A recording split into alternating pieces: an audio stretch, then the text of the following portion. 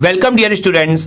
Basically आज हम cover करेंगे जॉइंट चैनल मैट्रिक्स। सो चलिए टॉपिक स्टार्ट करते हैं। तो देखिए जॉइंट चैनल मैट्रिक्स की क्या मीनिंग होती है। देखिए चैनल मैट्रिक्स नाम से क्लियर होगा, जैसा हमने last time channel matrix analyse किया हुआ है तो बिल्कुल सेम प्रोसेस होगा। लेकिन जब आप जॉइंट चैनल मैट्रिक्स की बात करते हैं तो मैं स्ट्रक्चर यहां पर आपके लिए वापस से बना देता हूं। x1 x2 up to xm। Notation मैं बिल्कुल सेम ले रहा हूं जैसा मैंने प्रीवियस लेक्चर में कंसीडर किया था, और y1 y2 up to yn, और ये हमारा क्या है, चैनल है। तो जॉइंट चैनल मैट्रिक्स की अगर आप बात करेंगे तो आप इस तरीके से शो करते हैं p x, y, और जो आपका मैट्रिक्स यहां पर बनकर आएगा वो कुछ इस तरीके से दिखाई देगा। देखिएगा p x1, y1, p x1, y2 and p x1, yn।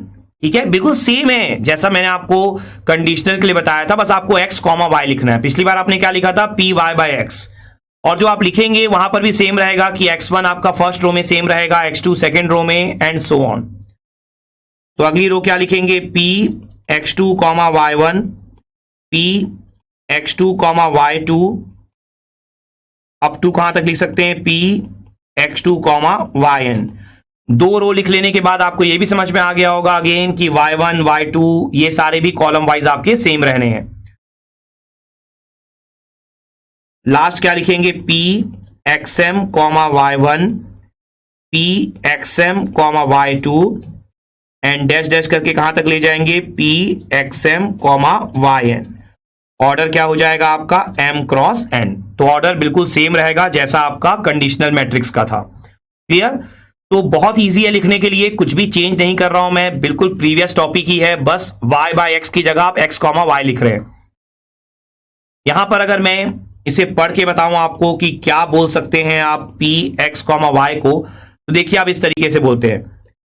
अगर आपको बोलना है p x, y, प्रोबेबिलिटी आपको शो करनी है, तो आप क्या बोलेंगे कि x is transmitted and y is received. मतलब ये जॉइंट है, दोनों चीजें जॉइंट है, कोई कंडीशन नहीं है। मतलब x ट्रांसमिट किया जा रहा है, y रिसीव किया जा रहा है, तो दोनों की प्रोबेबिलिटी जॉइंट बोलना है। ठीक है, कंडीशन क्या होती, देखिए आप कंफ्यूज हो सकते हैं यहां पर, तो मैं आपको प्रीवियस लेक्चर का कंडीशनल याद दिला देता हूं। वहां मैंने क्या बोला था, y is received when x was transmitted, तो वहां प्रोबेबिलिटी y की थी लेकिन कंडीशन थी x के ट्रांसमिट होने की। यहां प्रोबेबिलिटी दोनों की है, joint, x is transmitted and y is receive. तो आप ऐसे लिखेंगे, x is transmitted and y is received. तो ये आपको पॉइंट ध्यान में रखना है। ठीक है, तो यहां पर अगेन जो हमने लास्ट लेक्चर में सारे चैनल्स पढ़े थे, उन चैनल्स के लिए हम इस मैट्रिक्स को एक बार शो कर देते हैं, और उसके बाद हम एक एग्जांपल ले लेंगे जिससे आपको ये जो जॉइंट मैट्रिक्स है वो आपको बहुत अच्छे से क्लियर हो जाएगा। ठीक है, लेकिन इससे पहले मैं आपको एक फॉर्मूला यहां पर बता देता हूं कि आप जॉइंट मैट्रिक्स निकाल कैसे सकते हैं। तो देखिए p x, y अगर आपको निकालना है तो फॉर्मूला होता है p x d into p y by x। देखिए p y बाय x तो आपने लास्ट लेक्चर में पढ़ा था, आपको याद होगा, कंडीशनल मैट्रिक्स बोलते थे हम इसे। p x भी आपने पढ़ा हुआ है, इनपुट मैट्रिक्स था। p x d क्या है, p x d होता है आपका डायगोनल इनपुट मैट्रिक्स। अब ये डायगोनल क्या होता है ये आपको तभी समझ में आएगा जब मैं एक एग्जांपल लूंगा। जैसा मैं आपको पहले ही बोल चुका हूं इस टॉपिक को पढ़ाने से पहले, ये टॉपिक मेनली न्यूमेरिकल्स के लिए है, इसमें से कोई थ्योरी नहीं बनती है। तो आपको ये जो कंसेप्ट है डायगोनल का, ये तभी आप अंडरस्टैंड कर पाएंगे जब मैं वैल्यूज आपके सामने रखूंगा। तो अभी उसके लिए हम कुछ देर के बाद एग्जाम्पल कंसिडर करेंगे जहां पर आप पी एच डी की मीनिंग अच्छे से समझ जाओगे। तो जैसा मैंने आपको बोला था कि पहले हम बाइनरी चैनल और बाइनरी सिमेट्रिक चैनल के लिए ये मैट्रिक्स बना लेते हैं, उसके बाद फिर एग्जांपल देखेंगे। Let's have a quick knowledge check.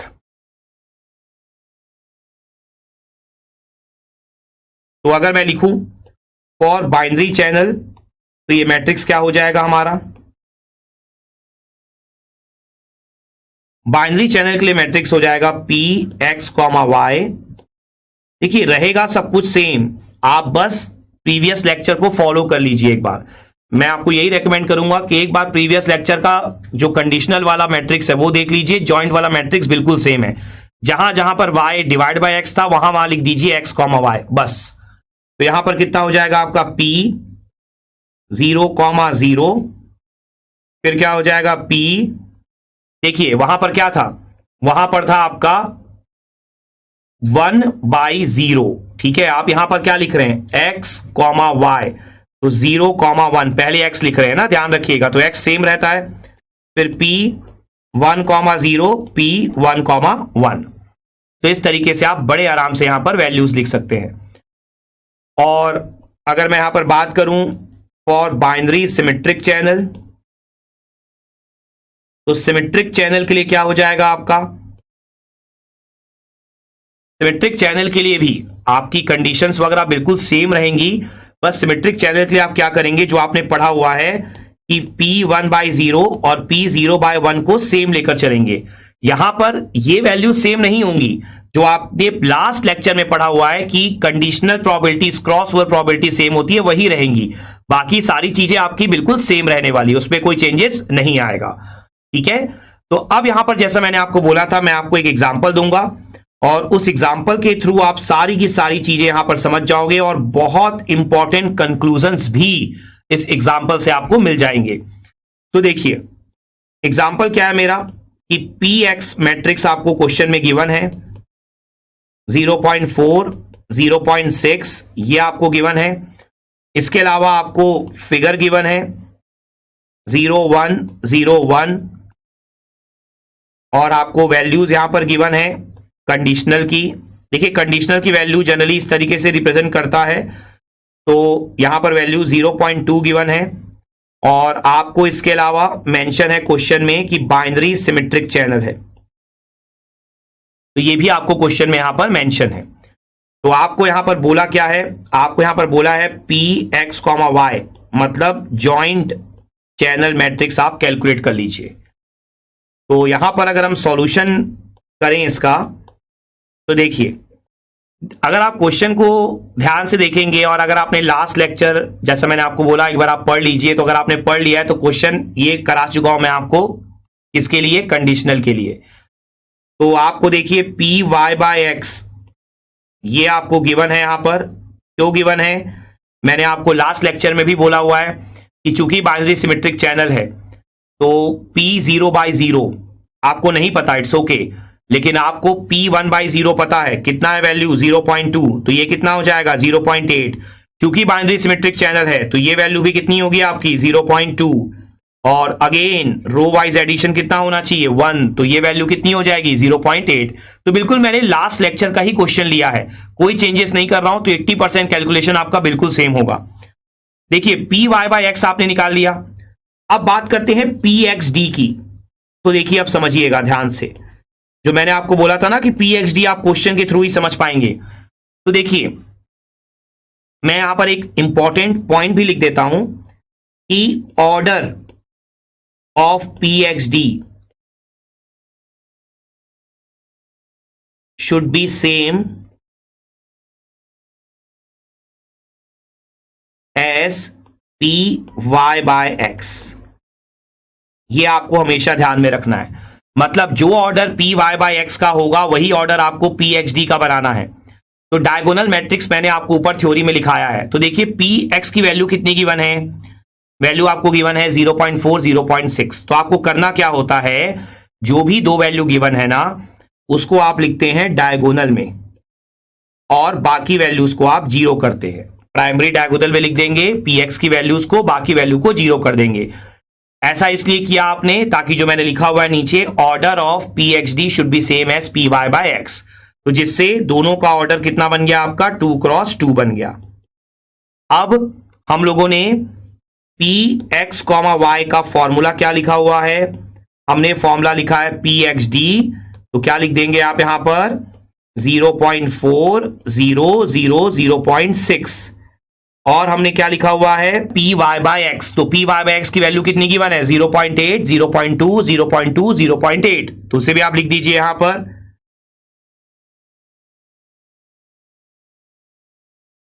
और बस आपको अब मैट्रिक्स का मल्टीप्लीकेशन परफॉर्म करना है, जिससे आपको सारे के सारे आंसर यहां पर मिल जाएंगे, ऑल 4 वैल्यूज। तो देखिए यहां पर फर्स्ट रो फर्स्ट कॉलम, तो 0.4 इंटू 0.8 प्लस 0 इंटू 0.2, तो 0 इंटू लिखने की जरूरत नहीं है। फर्स्ट रो सेकेंड कॉलम, ठीक है, तो क्या लिखेंगे आप, 0.4 इंटू 0.2, फिर से देखिए 0 इंटू 0.8 है, लिखने की जरूरत नहीं है। सेकेंड रो फर्स्ट कॉलम, तो पहली वैल्यू 0 है, लिखने की जरूरत नहीं, तो कितना हो जाएगा 0.6, 0.2। Again second row second column, again 0 है, पहली वैल्यू लिखने की जरूरत नहीं, 0.6 इंटू 0.8। तो हमारी वैल्यू कितनी हो जाएगी, पी एक्स कॉमा वाई की, यहां पर हमारी वैल्यू आ जाएगी, देख सकते हैं आप, 0.32 पहली वैल्यू हो जाएगी, 0.08, देन 0.12, देन 0.48। तो क्वेश्चन में तो आपको सिर्फ यही बोला था, लेकिन जैसा मैं आपको बार बार बोल रहा हूं कि जो मैं अभी आपको एग्जांपल करा रहा हूं वो कोई क्वेश्चन नहीं करा रहा हूं, वो सिर्फ आपके कंसेप्ट के लिए करा रहा हूं, क्योंकि ये टॉपिक ही ऐसा है कि जब तक आप क्वेश्चन वाइज कंसेप्ट को नहीं समझेंगे आपको समझ में नहीं आएगा। ठीक है, तो यहां पर मैं पी एक्स कॉमा वाई निकाल के रुकूंगा नहीं, यहां पर मैं और एनालिसिस करूंगा क्वेश्चन का। तो आप देखो ध्यान से, यहां पर मैं पी वाई भी निकालूंगा दोबारा से, ऑल्दो बोला नहीं है हमें, लेकिन हम निकालेंगे, जिससे आपको एक बहुत इंपॉर्टेंट कंक्लूजन मिलेगा। आप देखिएगा, तो पी वाई का फॉर्मूला क्या था हमारा, पी एक्स और पी वाई बाय एक्स। इसी क्वेश्चन के लिए आपने प्रीवियस लेक्चर में ही पी वाई निकाला हुआ है सेम वैल्यूज के साथ। मैं फिर से निकाल रहा हूं, लेकिन आप वैल्यूज मैच कर सकते हैं, एग्जैक्ट सेम वैल्यू है। तो पी एक्स कितना है आपका 0.4, 0.6, और पी वाई बाय एक्स कितना है आपका 0.8, 0.2, 0.2, 0.8। ठीक है, आप लिख लीजिए।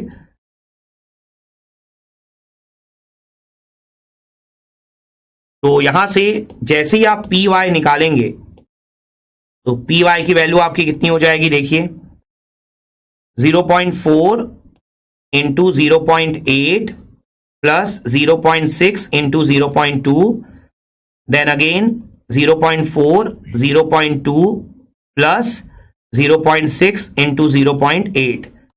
तो यहां से जो पी वाई की वैल्यू हमारी निकल कर आई है वो कितनी आ गई, 0.32 प्लस 0.12, 0.44, 0.08, 0.48, 0.56। अगर आप लास्ट लेक्चर देखेंगे तो एग्जैक्ट सेम कैलकुलेशन था, सेम वैल्यूज थी। तो again P Y one plus P Y two कितना आ गया, 1 आ गया, मतलब हमारा कैलकुलेशन सही है।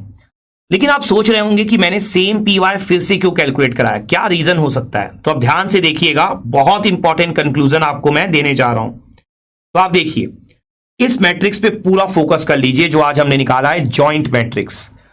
देखिए, जॉइंट मैट्रिक्स को आप रो वाइज ऐड करिए, वैल्यूज को रो वाइज अगर आप ऐड करें तो पहली रो का एडिशन कितना हो रहा है 0.4, दूसरी रो का एडिशन कितना हो रहा है 0.12 प्लस 0.48, कितना हो रहा है 0.6।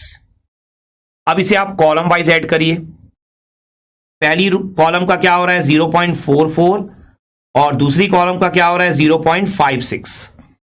अब एक काम करिए, आप देखिए पीएक्स को कि पीएक्स क्वेश्चन में क्या गिवन है। पीएक्स आपको क्वेश्चन में गिवन है 0.4 एंड 0.6, ठीक है।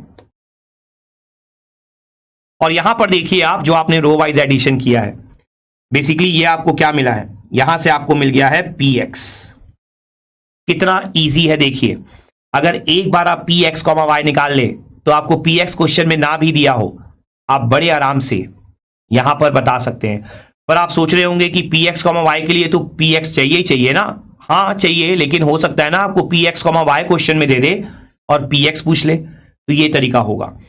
अब देखिए पी वाई को, पी वाई की वैल्यू आपकी क्या आई, जो भी आपने कैलकुलेट किया है 0.44, 0.56। अब देखिए आप रो वाइज एडिशन को, तो ये दोनों वैल्यूज आपको क्या दे रही है यहां पर पी वाई। मतलब जब आप कॉलम वाइज एडिशन करेंगे तो आपको क्या मिल जाएगा पी वाई, जब रो वाइज एडिशन करेंगे तो आपको क्या मिल जाएगा, px। ठीक है, इसके अलावा एक और पॉइंट देख लीजिए, फिर मैं ओवरऑल इसे कंक्लूड करूंगा। देखिए, अगर आप यहां पर सेकेंडरी डायगोनल को देखें, सेकेंडरी मतलब ये वाला डायगोनल, ये वाला, इसकी दोनों वैल्यूज को आप एक बार ऐड कर दीजिए, कितना आंसर आ जाएगा, 0.12 प्लस 0.08 कितना होगा, 0.2। और अगर आप प्रोबेबिलिटी ऑफ एरर देखें तो ये आपका बाइनरी सिमेट्रिक चैनल क्वेश्चन में दिया था, तो बाइनरी सिमेट्रिक चैनल के लिए हमने लास्ट लेक्चर में ही डिराइव किया है प्रोबेबिलिटी ऑफ एरर क्या होती है, 0/1 या 1/0। तो आंसर कितना आया था, 0.2। तो इसका मतलब क्या है कि अगर आपको px, y मतलब जॉइंट मैट्रिक्स दिया है तो आप सेकेंडरी डायगोनल की वैल्यूज को ऐड करके प्रोबेबिलिटी ऑफ एरर भी निकाल सकते हैं। तो एक जॉइंट मैट्रिक्स से you can calculate px, you can calculate py, you can calculate probability of error. तो कितना यूजफुल मैट्रिक्स है ये अगर आपको पता चल गया तो आपका क्वेश्चन ही पूरा सॉल्व हो जाएगा और कुछ आपको कैलकुलेट ही नहीं करना। आप py क्यों कैलकुलेट करते हैं, आप खुद सोच के देखिए। ये जो हमने अभी py का कैलकुलेशन किया है, ठीक है, ये वाला, क्या इसकी रिक्वायरमेंट थी? अगर हमें कंसेप्ट पता होता जो मैंने आपको बाद में बताया, बिल्कुल नहीं। 0.44, 0.56 सेम आंसर आपको वैसे ही मिल जाता। ठीक है, तो अगर मैं आपको अब बहुत इंपॉर्टेंट यहां पर कंक्लूजन्स दूं, काफी इंपॉर्टेंट कंक्लूजन्स हैं, तो आप क्या बोल सकते हैं कि by using joint probability matrix, ठीक है, आप फर्स्ट पॉइंट क्या लिख सकते हैं कि row wise addition of joint probability matrix gives px। उसके बाद आप क्या बोल सकते हैं, तो column wise addition in joint probability matrix gives py। और लास्ट कंक्लूजन जो मैंने आपको बताया वो क्या बताया कि addition of values of secondary diagonal in joint probability matrix gives probability of error.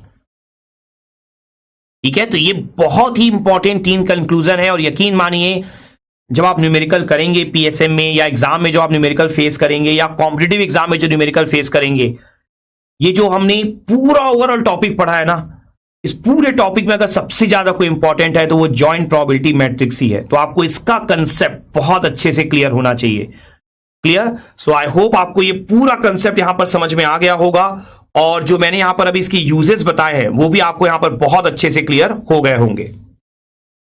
And I hope ये पूरा कंसेप्ट पढ़ लेने के बाद आपने यहां पर ये थर्ड लर्निंग आउटकम भी अचीव कर लिया होगा।